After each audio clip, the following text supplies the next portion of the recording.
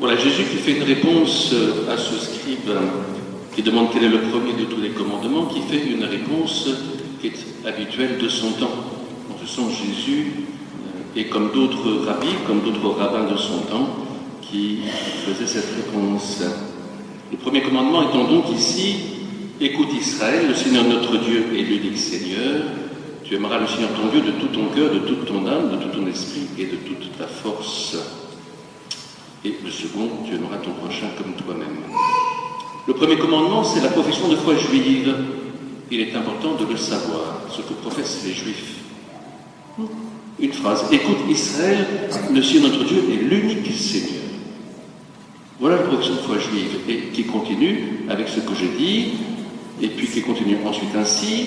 Ces paroles que je vous dis, aujourd'hui resteront dans ton cœur, tu les rediras à tes fils, tu les répéteras sans cesse, à la maison ou en voyage, que tu sois couché ou que tu sois levé, tu les attacheras à ton poignet comme un signe, et donc si vous avez vu des Juifs pratiquants, ils ont tout un tas de bandages autour du poignet. Elles seront comme un bandeau sur ton front, et même chose, vous avez chez les Juifs pratiquants, avec une petite boîte ici, et puis tu les inscriras à l'entrée de ta maison, donc la mezouza à l'entrée des maisons, et aux portes de la ville. Voilà, ça c'est la profession de foi juive. C'est important de le savoir, de le connaître dans ce monde où il y a beaucoup de religions. Comme la profession de foi musulmane, vous la connaissez en une phrase, je ne vais pas le dire en arabe, la profession de foi musulmane, Dieu est plus grand que tout, ce qui est vrai. La profession de foi musulmane.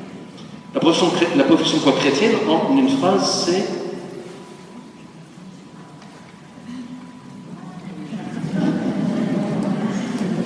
la profession de foi chrétienne en une phrase,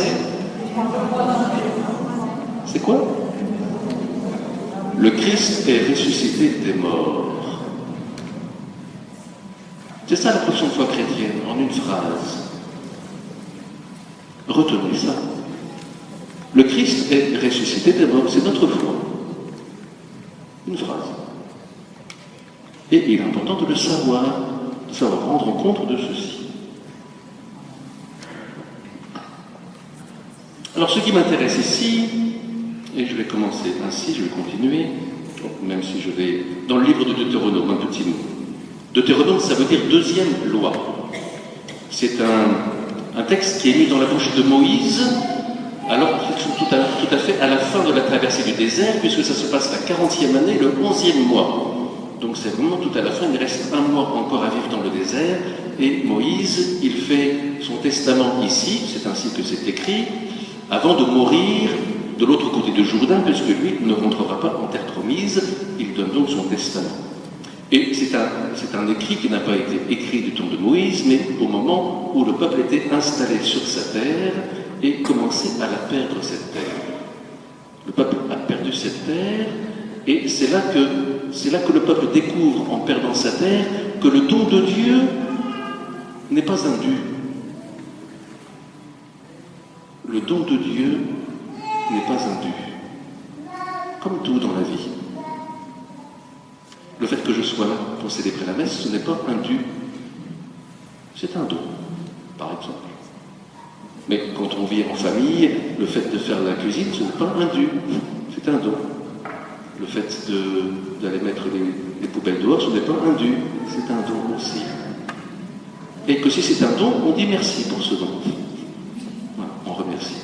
On est dans l'action de grâce. Et le signe que ce n'est pas un dû, c'est ce qui est rajouté dans les commandements, dans le Deutéronome. Il est toujours rajouté quelque chose que vous entendez ici. Si tu observes tes commandements, ce qu'on n'a pas dans l'Exode, si tu observes tes commandements, alors tu auras longue vie. Si tu mets en pratique, alors cela t'apportera bonheur et fécondité. Et donc il y a une condition aussi. Le don de Dieu est à recevoir et à vivre dans une alliance et dans un investissement de soi-même ainsi. C'est important de le dire. Ça, c'est le livre du Deutéronome ainsi. Sinon, ce qui m'intéresse, c'est ce que dit le livre du Deutéronome, et Jésus rajoute d'ailleurs un petit mot. Tu aimeras le Seigneur ton Dieu de tout ton cœur, de toute ton âme, de tout ton esprit et de toute ta force. Jésus a rajouté de tout ton esprit. De tout ton être. tu aimeras de tout ton être. Et lorsque je rencontre des couples que j'accompagne au mariage, je leur demande qu'est-ce que c'est l'amour et les questions d'amour. Et ils me disent bien sûr, c'est un sentiment. Alors, je vais revenir sur ce sujet qui est important à entendre. Mais si l'amour n'est qu'un sentiment, ça ne prend pas tout mon être alors. Ça ne prend pas mon intelligence et ça ne prend pas ma volonté. Si c'est que ça.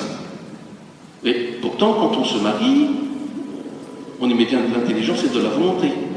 Il y a des jeunes mariés ici, et c'est parfait une fois pour toutes, lorsqu'on s'est marié, il s'agit de le renouveler chaque jour ainsi, de le vouloir chaque jour ainsi. Je rappelle ce qu'on dit au mariage aujourd'hui. Moi, je te reçois comme époux ou épouse, et je promets de te rester fidèle dans le bonheur et dans les épreuves, dans la santé et dans la maladie, pour t'aimer tous les jours de ma vie. Et vous qui vivez en couple, mais quand on vit ensemble à plusieurs, vous savez bien qu'il faut y mettre de la volonté et de l'intelligence. L'amour prend tout l'être. Si ce n'est que le palpitant, ça ne dure pas beaucoup de temps. Voilà. Mais l'amour prend tout l'être, il s'agit de se le rappeler. Et vous savez, j'aime bien cette phrase, j'aime bien dire ceci. Après les 4 évangiles, le livre qui suit, il est intitulé non pas les feux de l'amour, mais les actes des apôtres. C'est-à-dire que c'est par des actes qu'on montre l'amour ainsi. Et donc ça prend tout l'être dans ce sens-là. Et c'est important de se rendre compte ainsi. Et vous le savez bien. Quand vous offrez un cadeau à quelqu'un, ça vous prend et votre volonté et votre intelligence, ça vous prend tout votre être ainsi. Sainte Thérèse de l'Enfant Jésus écrit ceci. Il se trouve dans la communauté une sœur qui a le talent de me déplaire en toutes choses. Ses manières, ses paroles, son caractère me semblaient très désagréables. Certainement que nous, dans l'Assemblée, il y a quelqu'un dont les manières, les paroles et les façons de faire sont très désagréables pour moi, certainement. Pour chacun de nous. Pour chacun de nous.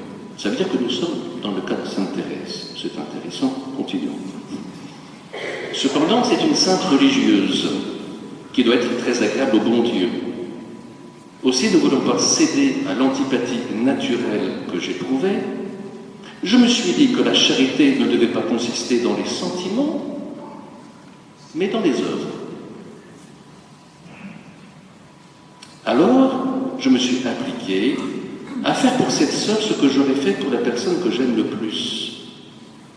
À chaque fois que je la rencontrais, je priais le bon Dieu pour elle, lui offrant toutes ses vertus et ses mérites.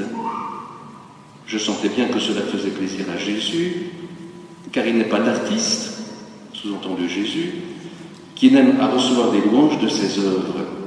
Et Jésus, l'artiste des âmes, est heureux lorsque l'on ne s'arrête pas à l'extérieur, mais que pénétrant jusqu'au sanctuaire intime qu'il s'est choisi pour demeure, par le baptême, Dieu nous habite, il a fait sa demeure en nous par le baptême, on en admire la beauté. Je ne me contentais pas de prier beaucoup pour la sœur qui me donnait tant de combats, je tâchais de lui rendre tous les services possibles. Et quand j'avais la tentation de lui répondre de façon désagréable, je me contentais de faire mon plus aimable sourire et je tâchais de détourner la conversation. Voilà Sainte Thérèse de l'Enfant Jésus. L'amour n'est pas tant dans les sentiments que dans les actes. Et ce qui est sous-entendu ici, sous-entendu. Et c'est par l'acte qu'on manifeste la façon dont on aime quelqu'un. Ainsi. La fidélité de nos actes, je pense toujours par exemple à ceux qui vont visiter les malades à l'hôpital, ce n'est pas toujours facile d'aller visiter les malades à l'hôpital, on n'a pas toujours envie d'entrer dans la chambre dans laquelle on va entrer, on ne va pas savoir comment on va être accueilli, et puis on peut avoir d'autres soucis, d'autres choses à faire, eh bien on le fait parce qu'on est poussé à le faire, mais c'est l'acte ainsi. On ne se fait pas seulement piéger par ça. Ici, avec 2 personnes de la part, on a nettoyé toute l'église ici. Voilà, un acte qui est le fait de prendre soin ici.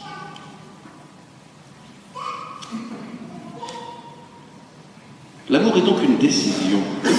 Il s'agit donc de le décider, de mettre son intelligence et sa volonté au service de cette décision. Et pourtant, même quand on l'a décidé, on s'aperçoit qu'on est incapable parfois d'aimer. Même quand on l'a décidé. Et qu'avec le plus proche, on peut se blesser. On est blessé, blessant, humilié, humiliant, ainsi. Quand on vit ensemble, nous le savons bien. C'est vrai dans les familles, c'est vrai entre nous, bien sûr. On est blessé, blessant, humilié, humiliant, bien sûr.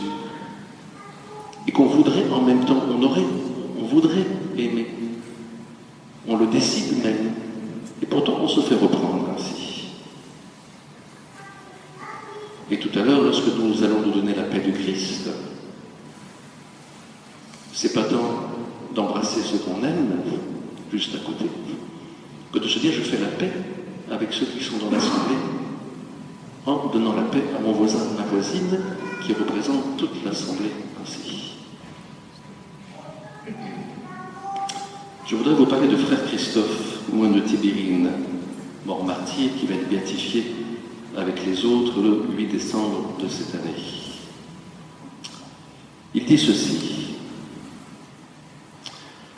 l'amour de Jésus va jusqu'au bout et sauve mon pauvre amour impuissant et malade.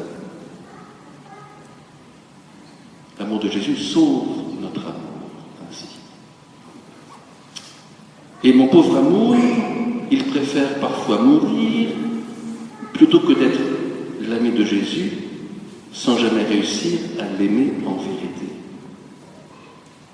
Il est difficile de se rendre compte que nous avons du mal à aimer Jésus en vérité et que nous aimerions l'aimer de tout notre être et qu'en même temps nous découvrons que nous n'y arrivons pas et qu'il s'agit d'accepter que nous n'y arrivons pas à l'aimer de tout notre être.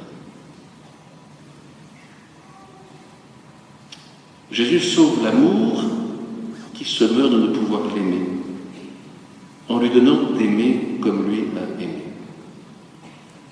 C'est le Christ qui nous donne d'aimer comme lui aime. Et si nous venons communier ici au corps et au sang du Christ, c'est pas parce que nous le méritons, c'est bien parce que nous recevons cet amour pour que nous aimions comme lui aime, en acte et en parole.